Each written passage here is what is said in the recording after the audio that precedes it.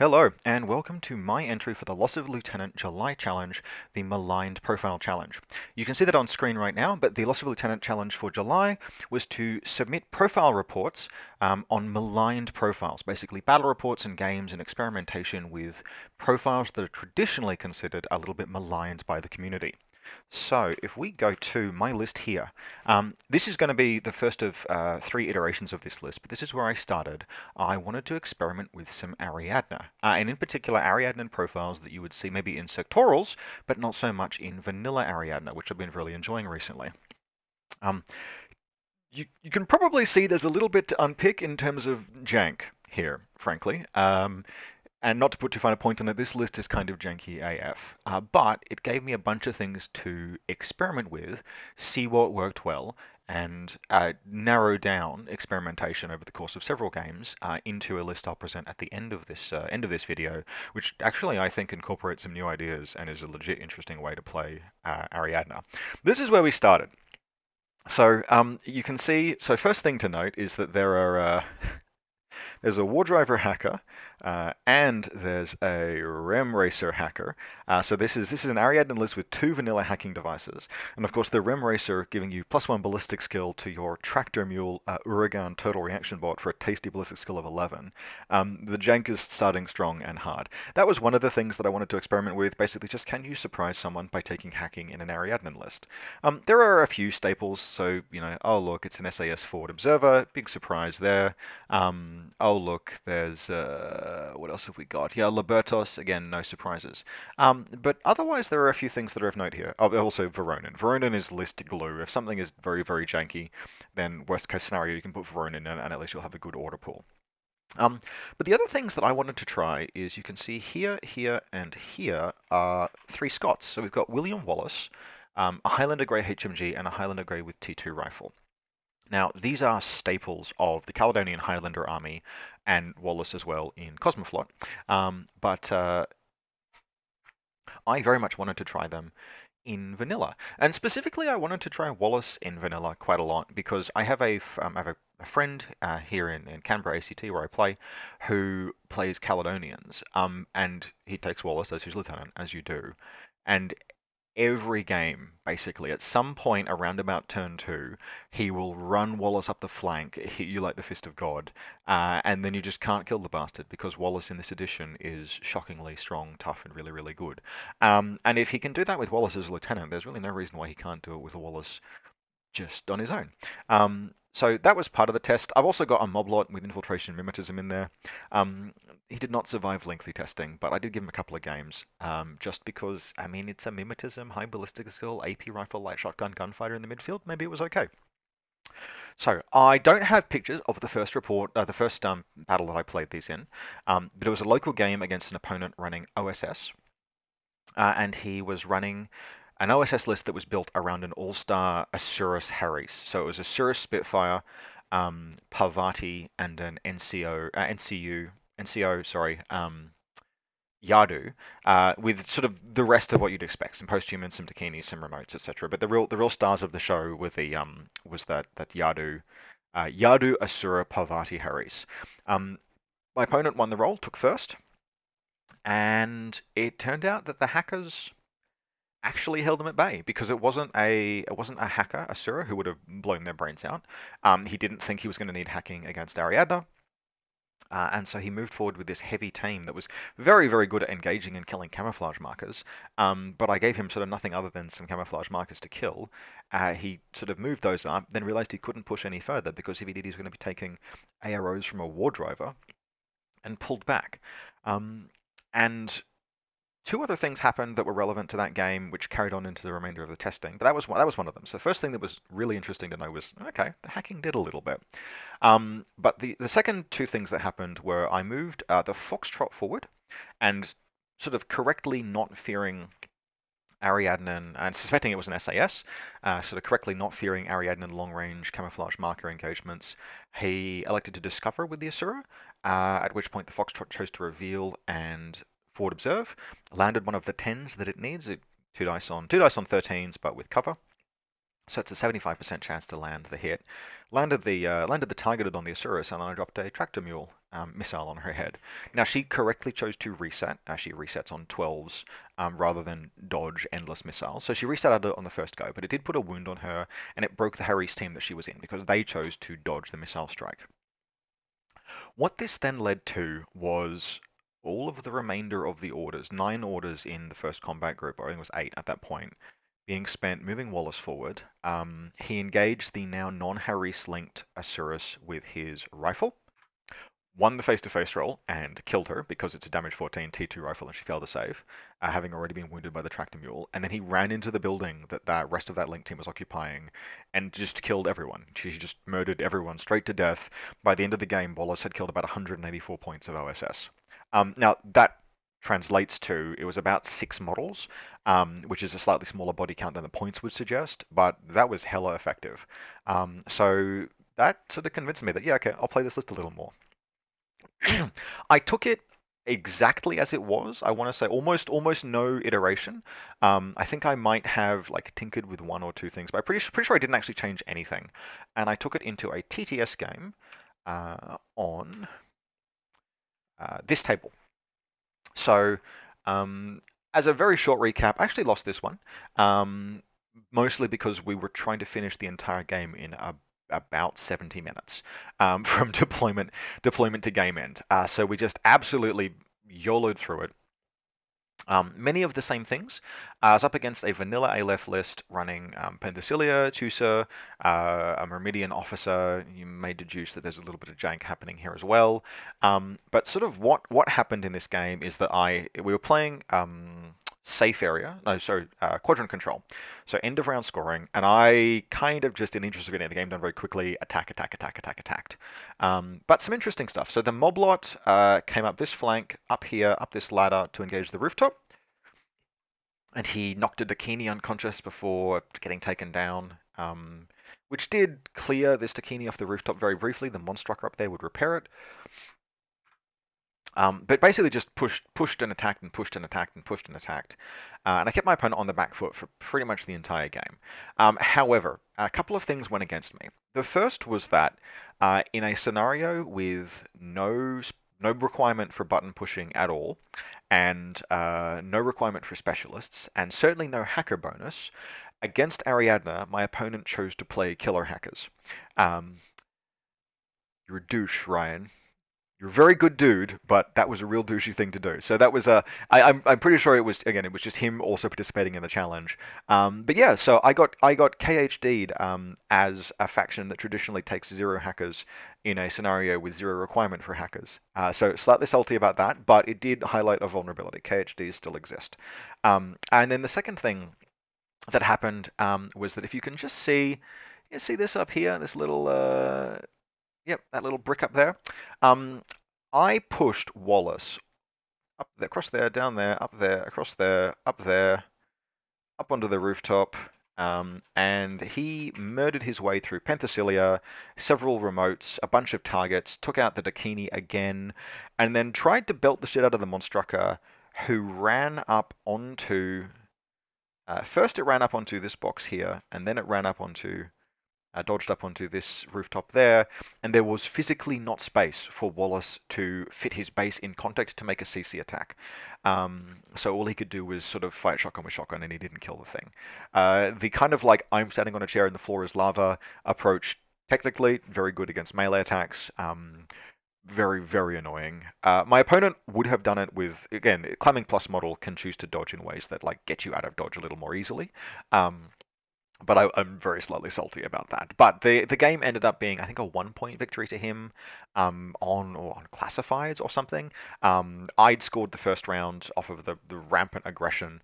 We tied in the second round, and then I think I didn't put a model's head down and I didn't score a kill, and he did very cleverly get his classified, which ended up something like that would have made it like a 4-3 win his way or something to that effect. So well played to Ryan. Things that this highlighted about the list. Firstly, yes, Wallace continues to be a boss. He didn't kill the 180 something points that he did from the last game, but still a very good performance. A 6/4 move attack piece that can both, is hard to kill, can fight in melee, can fight at range, just had a lot of time in the list. And The other thing that was interesting was do you see the Dynamo back here? Um, I really enjoyed having the Dynamo impetuous forward and spew out mines, and then reload off of the tractor mule. So that was a cool little bit of synergy, and it's something that the second group in the list could kind of just do. Um, so it was a good way to spend orders in group 2 if I didn't need them to do anything. And the Highlander Greys performed pretty okay. And in particular, they performed kind of okay relative to their points cost. So the things that I took into the second iteration of the list and the third game, which I'm going to do a slightly longer report on, is one, I liked the existence of a tractor mule from the first. So from the first game, making your camo markers forward observers means that your opponent has to, and if you just have a tractor mule on the table, a guided missile, your opponent has to respect the existence of forward observers, so can't discover you callously or carelessly. I kept that. I also kept them for baggage, which means I kept a Dynamo in the list, slightly changed, and I kept Wallace in the SAS. But I did cut the hackers. It was fun, but uh, basically the lesson from the second game was that KHDs do still exist, and that they are cheap specialists sometimes, and that your opponent will sometimes just make a list for a set of scenarios. Maybe they are practicing for an event, something like that. Maybe they are doing lots of Lieutenant Challenge with maligned profiles, so are taking a Daisu KHD. But yeah, basically I'm not quite willing to go all in on hacking with Ariadna. It was funny, but being BS11 is not actually enough to really. The Uragan is cheap, but making a total reaction bot, be it all the way up to the heights of BS11, is a bit like, okay, this is all right. So that takes us to this is the second iteration of the list. So immediately you will see, yes, I have chuck a Bearpaw in there. Don't at me. Bearpods are very, very good. This is the irregular Bearpaw. Heavy shotgun, impetuous. I like, if I can, in Ariadna, I like having both Bearpods. They're very, very good. They're very tough. But I find that the regular Bearpaw is more of a second wave slash defensive bulwark slash kind of like threat piece. You can't really reserve drop the regular Bearpaw because you'll always telegraph its appearance from the handler, so it can't ever really come as a surprise. And it's also just, it's not impetuous, so it doesn't start the game 10 inches further up the board after its impetuous activation. So in a pinch, I'll take whichever of the two I can afford. In this list, I could afford the impetuous one. Also, the heavy shotgun is just BS11 heavy shotgun +1 damage, much superior to the chain rifles that the regular Bearpaw is packing. So, notwithstanding that the impetuous Bearpaw can't take cover, it's in this list. It's a bit of a crutch piece. It's fine. This list still contains two Wallace and two Highlander Greys, one HMG, one, in this case, the cheaper T2 boarding shotgun. Took that one because it has D-charges. Makes it, I mean, it's CC21 with D-charges. That's pretty spicy if you need it to be. But it was kind of on the cutting block. One of the things that I've been finding is that it makes for great coordinate orders with smoke. And it is 6-2 move, but it's a little tricky to push it out of your deployment zone and attack with. It doesn't get there by itself, and it's not really, really fast. It isn't 6-4. Two SAS forward observers. Again, we are pushing towards reality with this list. That profile is just amazing. I'm not testing jank with these. But those are both present and both forward observers because we have the Katyusha tractor mule, the cheaper of the two and the more dangerous guided. So we've got, again, our kind of like the things we are testing for this list are non-Lieutenant Wallace and Highlander Greys in a vanilla Ariadna list. And then there's the Dynamo Forward Observer over here, again, it's a slightly cheaper profile. It's a little bit more well-rounded than the Paramedic, and this list doesn't need a Paramedic because the Bearpaw is dogged, Wallace is no wounding cap, the Greys are both dogged, the Libertos is dogged. Really, you kind of just run out of, like, there aren't things to Paramedic. It's just the SAS. And the idea of taking a Paramedic Dynamo just for the SAS, or to maybe to be able to go unconscious with the Bearpaw, didn't appeal. So I wanted to try out, well, I mean, I've already got the guided missile launcher in there, so let's try out the Forward Observer. But I also wanted to try out the fact that rifle and assault pistol is a very nice, well-costed weapons package. So that's on the list here as well. And again, listen, Unknown Ranger, AP Spitfire, it's just a good profile. Sometimes you've got to put good profiles in things. However, to note, I think I really like this second combat group. So it's going to be packing 7 orders, right? Because this 5 is going to turn to 6 when Veronan Strategos kicks in. And you can spend those on guided missile strikes or spec fire if you want to, or the Unknown Ranger, or just Dynamo, impetuous firing mines, reloading off of the baggage, firing mines, reloading off the baggage. You can do that like cute thing that the Magariba does, but for way, way fewer points. And that's going to be cool sometimes. You can also suppressive fire both the Unknown Ranger and the Dynamo. So I'm going to try this. This is actually almost, I think this second combat group made it completely intact into the final version of this list. I like this. The Unknown Ranger functions really, really well off of about that many orders as well, where it's like not so many that he's not feeding off the orders of the fast attack pieces. He's just kind of present and doing good work very, very reliably. So let's go through to, here we go. So this is the table that we played on. Although most of Australia is currently in lockdown, for reasons related to the success or failure of a vaccine rollout, in Canberra we were kind of okay right now. There's a ring of steel around the territory. There are literal armed checkpoints on all of the roads into the territory to keep the bloody Easties out. But I'm not kidding. There are like rifle armed guards. But this is the table we played on. This is a good friend of mine named Chris. He's recently moved house. He's set up in a lovely place, and this is his table. I also just really briefly want to pause to say this is one of my favorite table designs of all time. You will see like here and here and here. Everything on this table that is interactable is red. So like doorway, hatch on the rooftop, ladder, doorway, hatch on the rooftop. You can't quite see it there, but it is there. Ladder, like this is just, it's just lovely. It's just, and also it looks really good, and it kind of like visually reads as if you're looking at the table through like a HUD overlay that's like highlighting all of the things you can deal with. So he played against his Nomads on this table. He threw together a list for me, basically to do a test run, but it was basically a solid Nomad list, slightly different to how I would run them, but pretty good. And we'll flick through to deployment. So we were playing quadrant, no, not quadrant control, safe area. So all end of game scoring, and you will see they're not all totally visible, but you'll see here, and there's one there, and there's one there, and there's one there. The consoles. In a safe area, you control a console by having a specialist and base contact at the end of the game, and otherwise it's quadrant control at the end of the game. So actually a pretty kind of annihilation-y scenario. It is sometimes a mistake, I think, in quadrant control to take take deployment. Quadrant control is actually one of those scenarios that, despite having second turn scoring advantage, I would almost never voluntarily choose to go second in quadrant control if I won the lieutenant role. I at most would pick deployment. That's not a bad idea, but choosing to go second, this scenario is too playable as annihilation.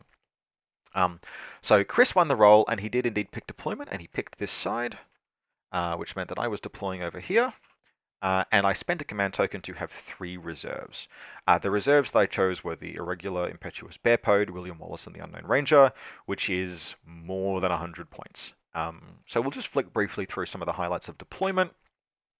So over here, some proxies. I'm borrowing Chris's Ariadna for this, but you can see wedged into the corner there, Colonel Veronin, safe as houses. This is reserve drop stuff. So we have so the model is a French para-commando, but she's dynamic as hell and has a knife. So this is Wilhelma Wallace for this particular scenario. Similarly, Highlander Grey, and then just some volunteers. So this is sort of a possible flank strike force, but Wallace came down only after I knew that she was safe. Then on the right flank, we've got a fair bit more heavy stuff. Again, reserve dropping a Bearpaw only after I know it was safe because it's in the open there, but I am going first. Unknown Ranger down here, HMG Highlander Grey up on this rooftop. And then you can see here we've got the Dynamo and the Katyusha. Dynamo, we determined that Dynamo can squeeze through there, so the Dynamo's impetuous order can carry it around to there, and if it needs to, it can then fire its mines, reload, come back. It would actually be basically pretty useful, and we'll get to how it performed. And then we also had some camouflage markers. So if they've got little black toppers on them, that means the mimetism -3. Otherwise, the mimetism 0. So we've got mimetism 0 up here. Mimetism 3 prone down here, mimetism 0, mimetism 3. This is the Libertos and their mine, and then this is the Rocot and an SAS. And there's also an SAS over on the far flank. My opponent, for his part, kind of built a fort kick-ass. So his list included 2 total reaction zones with Clockmaker support. Um, which, as Ariadna, is annoying because it's not super easy to kill them all the way to dead, and the Clockmaker brings them up very reliably. And he positioned them well. Like you can see here, they're on this sort of, this is like a 5 and a bit inch high, or about a 5 inch high building, um, with a good-sized parapet on it. That's also a Moran there. So, like, trying to approach this total reaction zone, I've either got to outshoot it, or I've got to come all the way around and up here. Um, Sorry, light chroma key scrub there. I've got to come all the way around and up there to engage these things, or otherwise like climb up the building or something. Basically, getting spotlit the entire time. It's a rough time.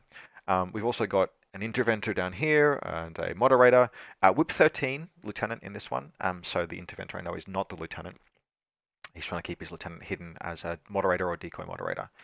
And then over on this flank, we've got a Cruiser Borak deployed with a sort of like solid-ish fire lane. He's not actually looking all the way down. He's sort of like, it's his line stops here and here.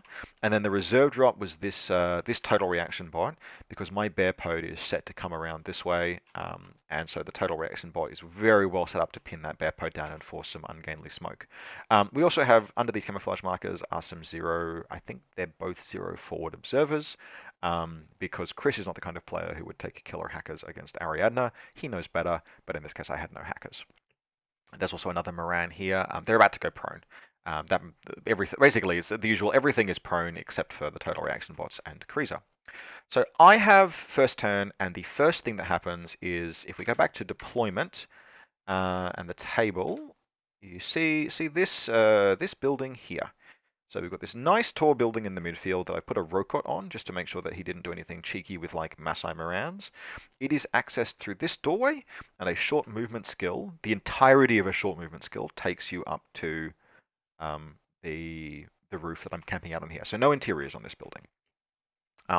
So the first thing that happens basically is that using coordinate orders, some impetuous, and some smoke, the the Scots Guard decamps, comes over here, and comes up to there, and then has basically a long gunfight with this this total reaction bot. He's basically able to use height and a little bit of like terrain to slice the pie, and he puts it down. And so if we forward along back to yep, so this is the first gunfight. And he engages the Sierra over here. This is like basically bang on 32 inches.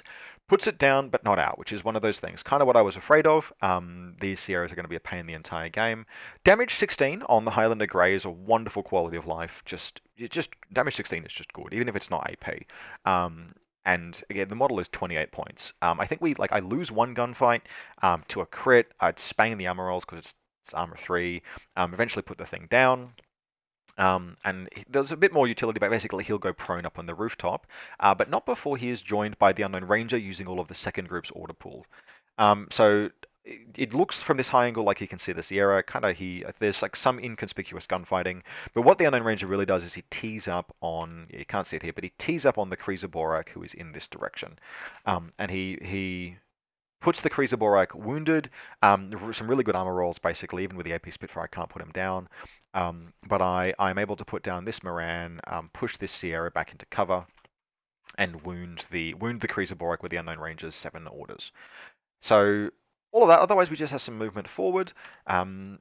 We can see the mines that are laid by the Dynamo before it pulled back and reloaded. And then the Bearpaw, this blackjack is a Bearpaw in case that wasn't clear. This Bearpaw has moved up just to this position, just to threaten an attack next turn.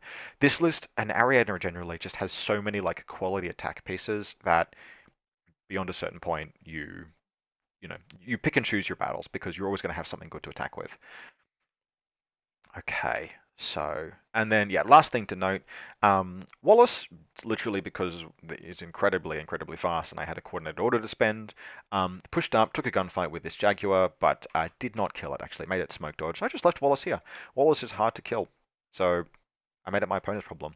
The Moran's hacking area is like, just like that.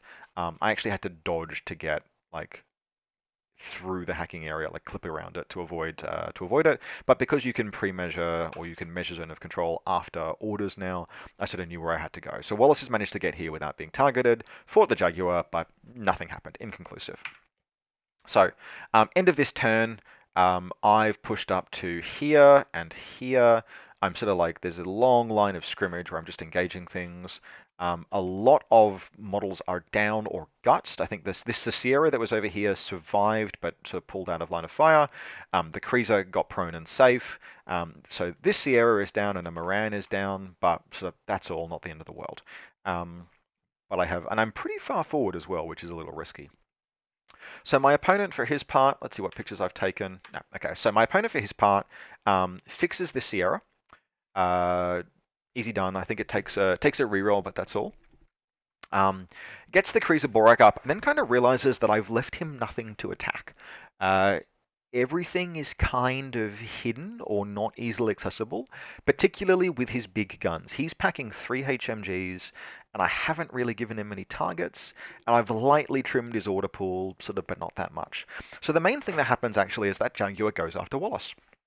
And Wallace dodges and dodges and dodges and makes an armor save and dodges. And basically absorbs the entire turn.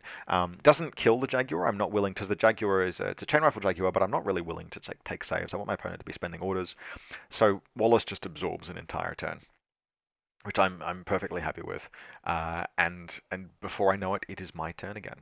So here we can see. So with the return of this Sierra drawn bot, this lane is covered again, which is very, very annoying because it means that I have to try and deal with that. But we do that by having the Dynamo, who's retreated back to its position. We have the Dynamo impetuous again, and it manages to get to like here, and then smoke grenade to there with its smoke grenade launcher. Now that's on 12s, but it's one of those like you miss all the shots you don't take. So I took the smoke grenade, landed it down, and then the Bearpaw impetuous is forward to here. Now he does get targeted because it's not quite visible, but if you're just there in frame, that's Billy, because Billy and Jazz, because we're playing a Nomad list. But the Bearpaw pushes up to here. And so there's this position here that I'm going to have to assault. Sierra Dronbot and the Creaser Borak have moved up to like kind of avoid, because the Unknown Ranger's up on this rooftop, right? So they've moved to avoid the Unknown Ranger, because it's not a fight they want to take, and pin down this lane, because it's not easy for me to get my guns on the rooftop down to this lane. They would have to come all the way back down and around. It's a long slog, and there's no way down the building by like climbing except by spending many orders, which we're not really game to do. So the Bearpaw pretty much just YOLOs forward, but I sort of stop and think about different ways that I might engage this, and I want to kind of test that Katyusha theme. So the first thing that we do is we run an SAS forward. I tempt my opponent. I'd like try and be like, hey, you want to reserve, you want to make a discover roll, but he holds initially. He holds with when only the Sierra has line of fire.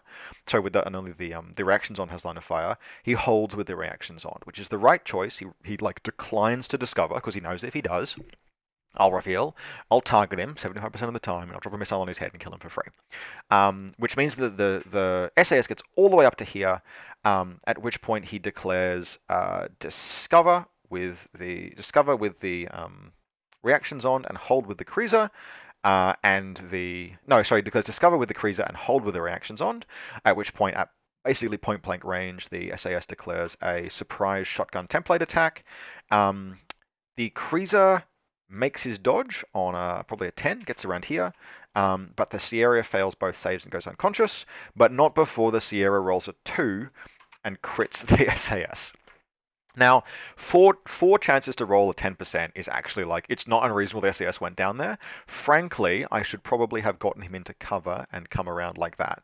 I was kind of doing straight line movement because you want to threaten the decharges, but realistically, I should have swung a little bit further out and then come around like this, because if I'm here, right, if I'm up against this corner when I make that attack, I have neg 12 to the Sierra, right? Because it's minus for range, minus for cover, minus for camo mimetism, minus for surprise. So that's my mistake, and I take a casualty for no reason.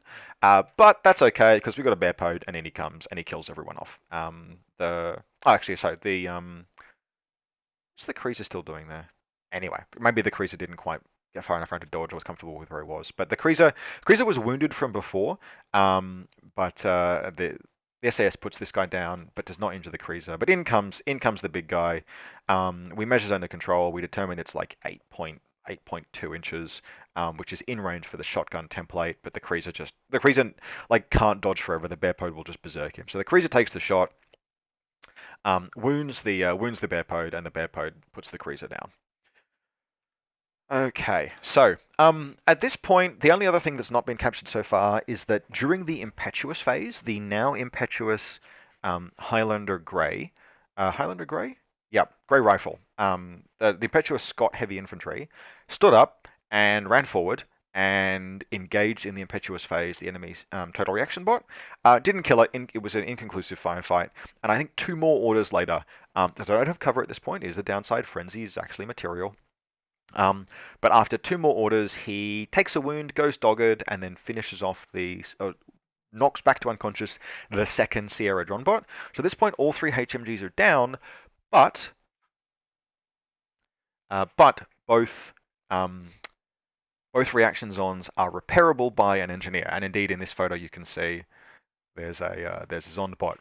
So I wanted to do something about that. Now, option 1 was just to try and coup de grace Sierras, but basically Fort Kickass over on the other Nomad flank was not reachable. I could not put plunging fire. Basically, the ramparts were high enough, the parapets were high enough that I could not put plunging fire into either the Zond bot or the reaction Zond. So the only way to do anything about that was to kill the engineer. And at this point, the Dynamo, who I kind of had in the list for giggles, did this. This is the enemy deployment zone. The Dynamo began the turn in my deployment zone and moved 16 inches, what was that? 12 inches in order over several orders to run around the corner to basically get into because like everything had been put down. I needed to capitalize. So the forward observer Dynamo, who was not meant to be the hero of this video. This was meant to be a video about using Scots in vanilla. Yeets across the table, lays 2 mines on the clockmaker, and then rounds the corner. It actually takes 2 orders, but the assault pistol is a great weapon, it turns out, and he puts the clockmaker down in 2 orders, and then just hangs out there. It's a good place to be. And that's my whole turn. I'm actually doing math at this point because my opponent is perilously close to retreat, but they still have an interventor and some camouflage markers and jazz, and like there's enough that I'm pretty sure they're okay. Although I have coincidentally killed a moderator at this point who turned out to be a lieutenant. So my opponent has a very rough loss of lieutenant turn. Here is a picture of Jazz spending her irregular order, moving up to engage the Dynamo. This is a circumstance where the range bands on the forward observer Dynamo help it a lot relative to the paramedic Dynamo. Shotgun is a nice weapon on a dogged model, but the range bands on the shotgun are restrictive, whereas the forward observer Dynamo, for very cheap, like 17 points, has a flash pulse and a rifle and an assault pistol, suppressive fire capable weapon on the rifle, and can forward observe. And kind of for me, my forward observed Jazz in ARO and won it. While she was trying to shock me out with an SMG. So she's targeted, and I wish she had just ended her, like not spent the command token because then I would be able to guided missile something and say like, this is why you put guided missiles in a list. But my opponent insisted on trying to finish the fight, spend a command token, flip an auto regular, and because she was targeted, I just hit her on 15 and killed her. So the Dynamo's body count, only 2 models at this stage, but 2 very important models. A Clockmaker that would have brought 2 Sierras back to life, and Jazz, the best hacker for cost in the game. So excellent work, Dynamo, the hero that we need. And in fact, those kills would almost put my opponent over into the retreat threshold, but don't quite, and in case it's my turn. So I go into my 3rd turn, and frankly, probably the best thing to do at this stage would have been to fall back, consolidate objectives, build a ring of steel. But I wanted Wallace to do something, so Wallace ran up and did a bit of a demonstrator. I mentioned this building is about 5 inches tall, which means that you can climb it in one go with a 6-inch climb move. So Wallace got up onto the building in my opponent's deployment zone. The Moran failed its change facing dodge, and the hackers are dead at this point. And so Wallace then immediately ran into combat. Actually, I don't think was I game to run into combat because Morans have D charges. I think I was, but it was slightly clench worthy. Probably the right call would just to be to shotgun him, but regardless, yeah, Wallace ran in, stabbed the crap out of that Moran, and then the rest of the turn was just spent pulling specialists onto buttons. The the Dynamo ran onto a button in the midfield. The SAS sort of moved into position. The surviving SAS moved into position, and that was sort of kind of that. So the game ended. If I just load comlog here, the game ended with me. Oh, so the Dynamo did eventually die. My opponent was in loss of lieutenant again for his third turn and in retreat, but he flipped a command token and a 0 move forward and won the face-to-face roll and shot the Dynamo to death. But I had one console for 1 point. My opponent had no consoles, which was um, uh, sorry, yeah, so the scoring in this scenario is weird. Each controlled console becomes worth 2 points if your adversary controls none. And I also had more quadrants than the adversary, and I had done my classified objective, which was to decharge a scenario piece. This list is lousy with decharges. SAS had done it earlier. So that was I want to say a 6-0 win to Ariadna against Nomads in quadrant control, and some interesting results. And so this is where, after all of that, I have ended up with on my list. This is legitimately a list I will probably take to an event at some point. It is not full of maligned profiles, but it is, after panning for gold, it is profiles that I'm comfortable with. So this is legitimately, I think, a flexible, tournament viable, very, very aggressive list. And I would be pretty comfortable recommending someone play this. In fact, I do recommend that you play this because it's a blast. Now, before I get into anything else, the biggest downside of this list is that it is light on guns and dependent on smoke. So it's got, in terms of the range threats it's got, credible range threats, well, it has forward observers. Otherwise, it has one HMG, and that is all. And it's a HMG on a frenzied platform. Very, very cheap frenzy platform, but still, this is not going to serve against everything, and neither is the Unknown Ranger. If you think you are going to play into like an MSV God piece or something like that, you are either going to have to just YOLO with bears to kill it, which is sometimes an option. A Bearpaw can survive a Riot Girl missile launcher hit long enough to close sometimes.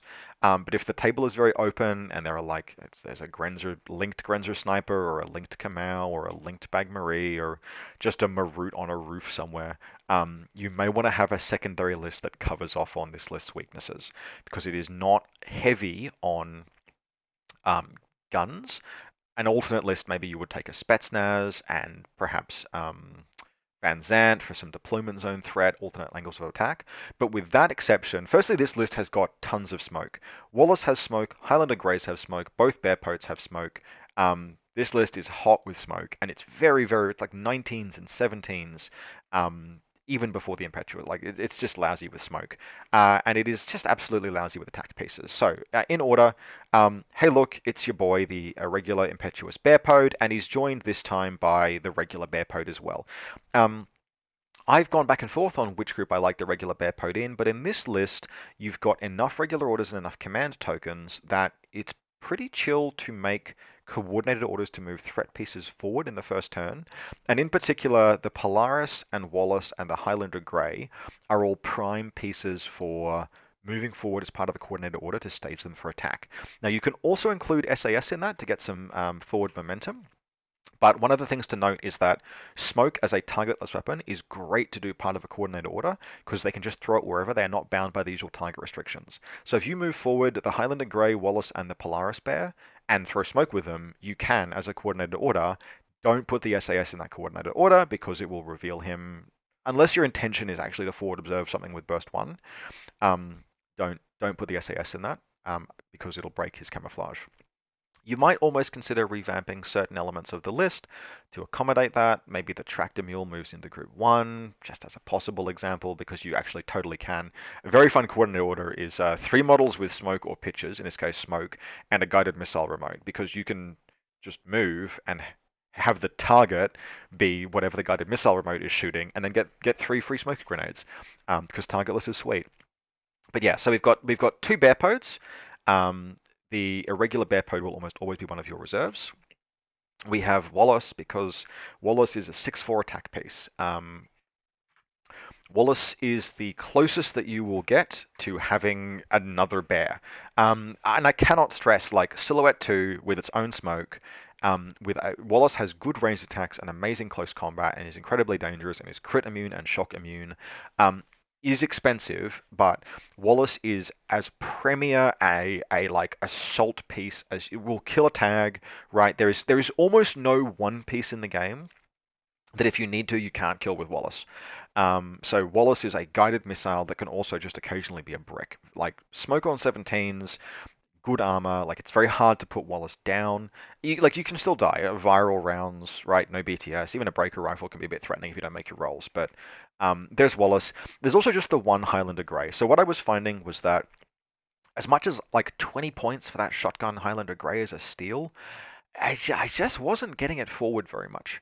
It didn't want to make the distance out of the deployment zone, and also there is so much redundancy in this list for attack pieces that it was never the piece that I needed.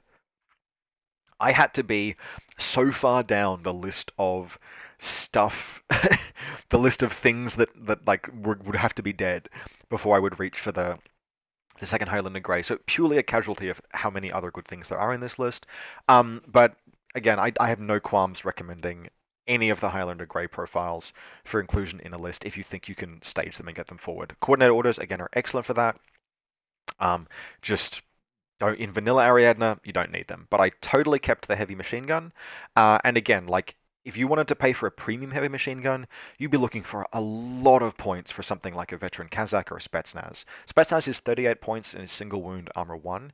Spetsnaz is good, right? But I am still getting a heavy machine gun in this list, and it's damage 16 and it's BS 13 and it's armor 3 and it's dogged and it's got smoke grenades and it's good in close combat for 10 points less than the Spetsnaz. And that those points afford me Wallace and etc. So otherwise, two SAS forward observers. Listen, I'm not going to blow smoke up your ass. They're amazing. Um, until they do something about decharges with martial arts, the SAS Forward Observer is one of the most egregious close combat profiles in the entire game, and it is very aggressively costed. And because we've left the Katyusha MRL still in the list. Those SAS, again, there are so many attack pieces in here. Those SAS can move forward, and if your opponent discovers you, you're like, cool, yep, I will forward observe you, thank you very much. There are 6 regular orders in the second combat group. I am going to throw 5 missiles at you until you are dead. Do not try and discover my camouflage markers. I'm a getcha. So SAS, just the existence of the Katyusha lets the SAS move forward very aggressively. And then the entire rest of this group is bastards with shotguns. So there's the controller, Polaris with the light shotgun. There are 2 volunteers with light shotguns. And then there is the Libertas with the shotgun. This entire list is just like, my god, there are so many shotguns. There is 2 models in the entire group that don't have shotguns. So you can build that null deployment, and it's like, oh no, a volunteer is dead. That costs 6 points.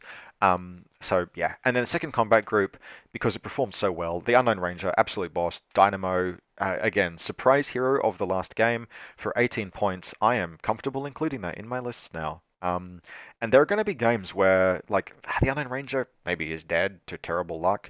And yeah, you just do a hero run with the Dynamo. It's very fast. It can spew out mines.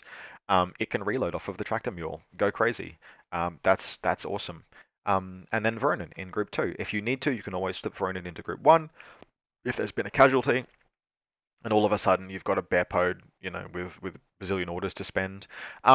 In further testing, I might do a little bit of testing and actually see, hey, does Veronin belong more in the first combat group? He'd probably swap for like a volunteer. That's actually a genuine question because there are a lot of high value things in Group 1. Whereas in Group 2 you have the Unknown Ranger who feeds himself with a Dynamo Dynamo is very movement efficient. So I might find that the Veronin moves into Combat Group 1, but otherwise, look, this is the list. This is the product of a couple of weeks of testing maligned quote unquote profiles, and I'm very happy to report that Wallace is amazing and Highlander Greys are excellent. And the surprise candidate, the Dynamo Forward Observer, all of those have made their way into a list. Also, how many specialists does this list have? Like, this list has got so many specialists. It's got 3 Forward Observers and the Unknown Ranger and the Dozer. Like, you're not hurting whatsoever for capacity to press buttons. You could easily play this in supplies. And in a scenario like Panic Room, for example, you might rejig the groups for easier coordinated orders. But like, there's characters, it's just hot. This is a fantastic list. So if you play on very, very barren tables, you're going to have to think more about the kind of range weapons that you want.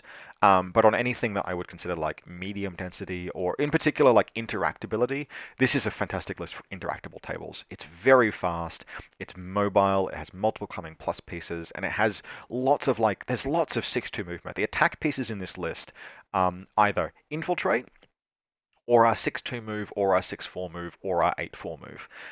Speed is the fantastic name of the game here. So yeah, listen, that concludes my submission for this Lost Lieutenant monthly challenge. Some maligned profiles. Oh, also, final thing just to note, and this is the biggest jank in the entire list, but in the unlikely event that you manage to get Colonel Veronin killed, and it can happen because he's on a large base, he's a little hard to hide. I've not lost him yet, but if you get Veronin killed, and you weather a turn in Loss of Lieutenant, then Wallace still has inspiring leadership even as a non-lieutenant profile. So you can begin your final turn, or whenever it is that you back a Loss of Lieutenant, with an inspiring leadership lieutenant, who really is only going to make like a couple of models regular, but the coordinated order off lieutenant order is still sweet AF. So that's a like, I'm not going to call that a highlight of the list. It never came up. But on the off chance that you do choose to run this, remember that. Bear in mind, Wallace is not a chain of command model, but he gives you a strong compensation for going on to Lost Lieutenant. So that's janky, very janky, but also potentially a fun, just additional note about this list. So yeah, that concludes it. Hope you enjoyed this. Thanks again to Lost Lieutenant guys for running this monthly challenge. I hope to be back next month with another one of these videos if they do another one, but it depends because like frankly the 16-inch range one fucking ruined me and was terrible. So well, not terrible, it was very interesting, but also bleh. But yeah, this is a YouTube video, so I probably have to say comment, like, and subscribe. But I do these for fun, and I enjoyed making this. Thanks very much, everyone.